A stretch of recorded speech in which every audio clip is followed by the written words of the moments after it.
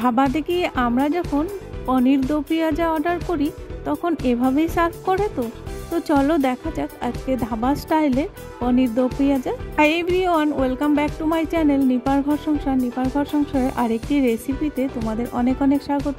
আজকে আমি তোমাদের সাথে শেয়ার করব পনির দো পেঁয়াজা। এখানে আমি 3টে টমেটো কুচি করে কেটে নিয়েছি আর 2টো টমেটো এমনি 4 ফালি করে নিয়েছি।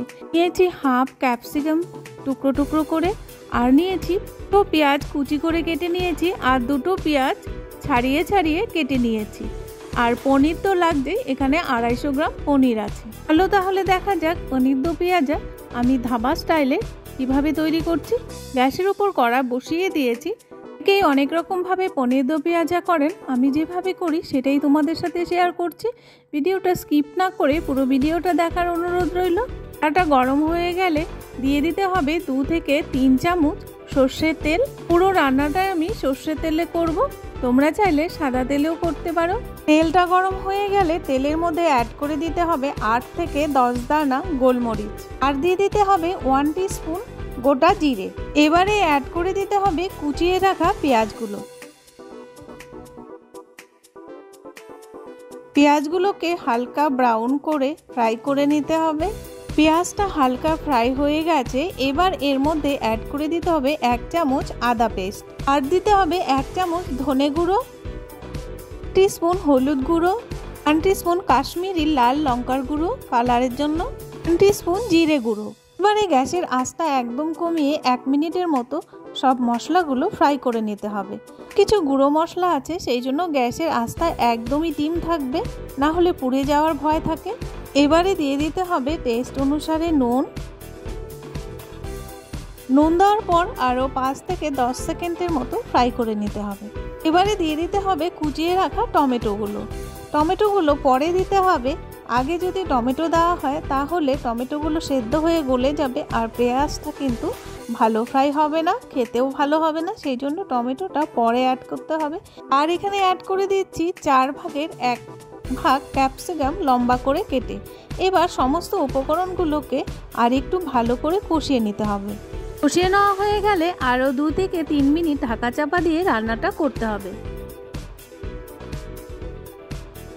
ফিরে এলাম 2 মিনিট পর ঢাকা চাপা উঠিয়ে আর একটু নেড়ে চেড়ে ফ্রাই করে নেব। দেখতেই পাচ্ছ মশলা থেকে তেল ছেড়ে ছেড়ে এসছে। এই পর্যায়ে আমি দিয়ে দিচ্ছি 1 কাপের মতো জলটা দিয়ে দিলে টমেটো ক্যাপসিকাম পেঁয়াজ সব কিছু ভালোভাবে সেদ্ধ হয়ে যাবে। এবারে আরও 1 থেকে 2 মিনিট ঢাকা চাপা দিয়ে রান্নাটা করতে হবে। 1 থেকে 2 মিনিট পর ঢাকা চাপা সরিয়ে টমেটো আর পেঁয়াজ ক্যাপসিকাম সব সেদ্ধ হয়ে গেছে। দেখো একদম কিন্তু জল থেকে তেলগুলো ছেড়ে ছেড়ে আসছে, হয়ে গেছে। এটাকে আমি নামিয়ে রাখবো। এটাই হলো ধাবার মেন মশলা।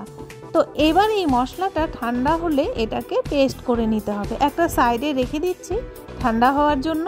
আর ধাবাতে এই মশলাটা সব সময় রেডি থাকে, আর কাস্টমার গিয়ে অর্ডার দেওয়ার সাথে সাথেই কিন্তু ওরা এই মশলাটা মিশিয়ে দেয়। এবারও কড়া বসিয়ে দিয়েছে গ্যাসের উপর। কড়াটা গরম হয়ে গেলে দিয়ে দিতে হবে 1 থেকে 2 চামচ সর্ষের তেল।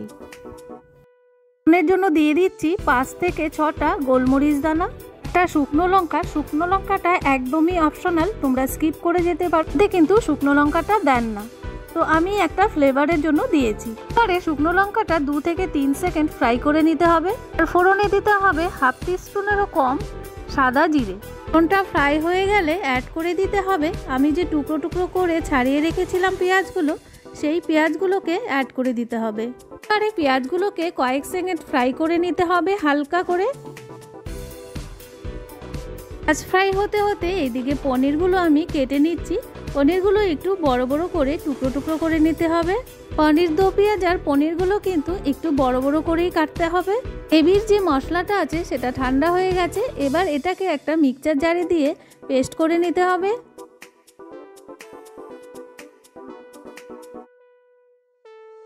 পেঁয়াজগুলো হালকা ব্রাউন হয়ে গেছে, এই পর্যায়ে অ্যাড করে দিতে হবে টুকরো টুকরো করে কেটে রাখা ক্যাপসিকামগুলো। ক্যাপসিকাম দেওয়ার পরেও 4 থেকে 5 সেকেন্ড হালকা ফ্রাই করে নিতে হবে। এবারে এখানে অ্যাড করে দিতে হবে 1/2 টিস্পুনেরও কম নুন। নুনটা দেওয়াতে ক্যাপসিকাম আর পেঁয়াজটা ভালো সেদ্ধ হয়ে যাবে। এবারে আরও কয়েক সেকেন্ড ফ্রাই করে নিতে হবে। নুনটা আগেই গ্রেভি বানানোর সময় দেওয়া আছে, সেই জন্য খুব কম নুন ইউজ করতে হবে, না হলে কিন্তু নুন বেশি হয়ে গেলে খেতে একদম ভালো লাগবে না। পেঁয়াজ আর ক্যাপসিকামটা কিন্তু বেশি সেদ্ধ করা যাবে না, হালকা যখন সেদ্ধ হবে ফ্রাই হবে তখনই দিয়ে দিতে হবে কেটে রাখা পনিরগুলো দিয়ে আরও 2-3 সেকেন্ড ফ্রাই করে নিতে হবে। এর জন্য যে মশলাটা করা হয়েছিল সেখানে অ্যাড করে দিচ্ছি 1 চামচ চিনি টেস্ট ব্যালেন্সের জন্য, আর অ্যাড করে দিচ্ছি 1/2 টিস্পুন গুঁড়ো করা শাহি গরম মশলা।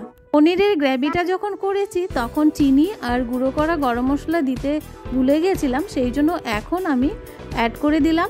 সব কিছুই হালকা ফ্রাই হয়ে গেছে, দেখে বোঝাই যাচ্ছে। এই পর্যায়ে দিয়ে দিতে হবে একটা টমেটোকে 5 টুকরো করে। টমেটোর দানাগুলো আমি ছাড়িয়ে দিয়েছি।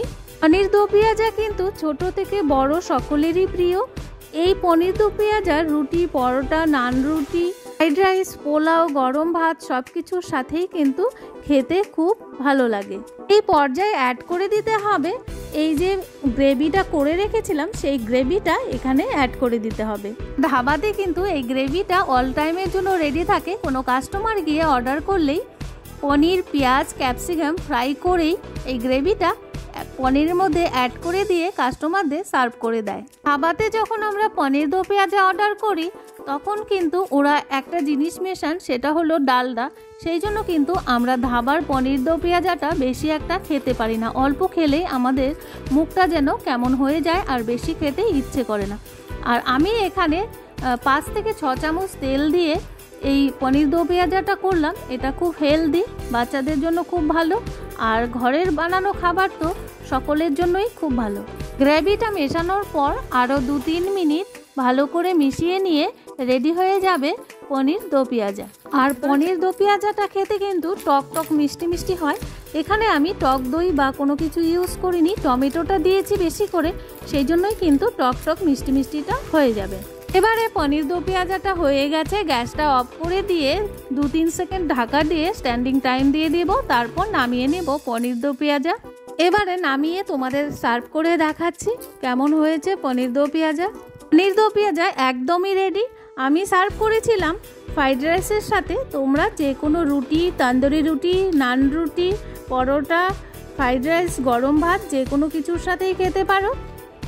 আজকে পনির দো পেঁয়াজা রেসিপিটা তোমাদের কাছে কেমন লাগলো তোমরা অবশ্যই একটা লাইক করে কমেন্টস করো। আর যারা নতুন বন্ধু দেখছো তারা অবশ্যই সাবস্ক্রাইব করে বেল নোটিফিকেশনটা অল করে রেখো, তাহলে আমার নিত্য নতুন ভিডিও, ব্লগ বা রেসিপি সবার আগে তোমাদের কাছে পৌঁছে যাবে। রেসিপিটা যদি ভালো লাগে তাহলে অবশ্যই বন্ধু আর ফ্যামিলিদের সাথে শেয়ার করো। বাড়িতে যদি ট্রাই করে না থাকো এইভাবে পনির দো পেঁয়াজা ধাবা স্টাইলে, তাহলে অবশ্যই ট্রাই করো। যারা একটু নিরামিষ ধরনের খেতে পছন্দ করেন তাদের জন্য তো পারফেক্ট এই পনির দো পেঁয়াজা, আর পনির খেতে যারা ভালোবাসে তাদের জন্য তো তুলনাহীন। এখানে সার্ভ করেছিলাম ফ্রাইড রাইস, পনির দো পেঁয়াজা, আলুর দম আর কাঁচা আমের চাটনি। কিন্তু দুর্দান্ত টেস্ট হয়েছিল। তোমরাও এভাবে একবার হলেও বাড়িতে ট্রাই করো, একদমই খেতে অন্যরকম একটা টেস্ট হয়। আর বাড়িতে বানিয়ে খেলে কিন্তু শরীর স্বাস্থ্যের পক্ষে খুবই ভালো, আর অনেকটা সেভও হয়। যারা আমার রেসিপিটা ফার্স্ট থেকে লাস্ট পর্যন্ত দেখলে তাদেরকে অসংখ্য ধন্যবাদ। আজকে এখানেই রাখছি, আবারও দেখা হবে তোমাদের সাথে নেক্সট কোনো ভিডিও, ব্লগ বা কিচেন টিপসের সাথে বা রেসিপির সাথে। ততক্ষণের জন্য